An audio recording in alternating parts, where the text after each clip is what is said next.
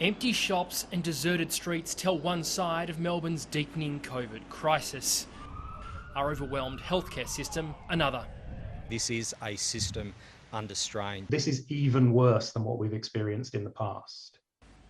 A staggering 6,600 healthcare staff are currently unavailable. To fill the gap, the government's considering a code brown across metro hospitals that would cancel leave for workers. Their bosses are calling for special payments for high-risk staff to be continued beyond February. The problem is we don't have a panacea or a silver bullet, but what we want to see is our workforce incentivised as much as possible so that we do get people into our health services. Emergency calls continue to go unanswered amid huge demand. Several deaths are being investigated by authorities, while some Victorians have dialed 000 to get their test results. This is not just a COVID crisis. This is a part of Labor's healthcare crisis that has been building for years. So far, more than 18% of Victorians have had a booster shot, and 7,600 in the 5 to 11 age group have had their first dose at a state hub, many more at GPs and pharmacies. In an effort to boost the take-up, 1,000 new vaccinators will be recruited from the ranks of first-year health students and retired nurses.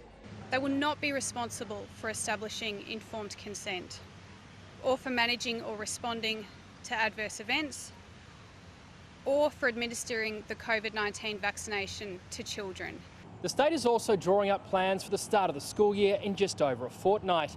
The minister is adamant there'll be no delay to the return to the classroom. Parents and teachers are anxious to find out how climbing case numbers will be managed. Teacher Jonathan Feldman currently has the virus.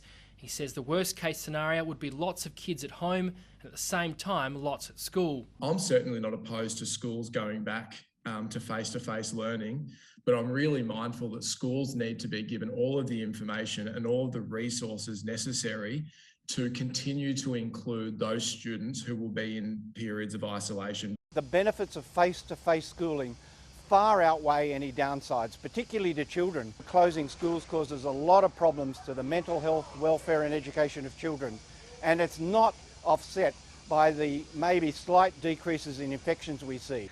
I want every child back at school day one, term one, and we'll be making sure that that's the case. But fewer than half the promised 51,000 air purifiers for classrooms have been delivered because of COVID disruptions. Even if I need to get in a truck and deliver them myself, we'll get those air purifiers delivered. In the meantime, parents are being urged to get their kids a first jab, even if an appointment is hard to find. Richard Willingham, ABC News, Melbourne.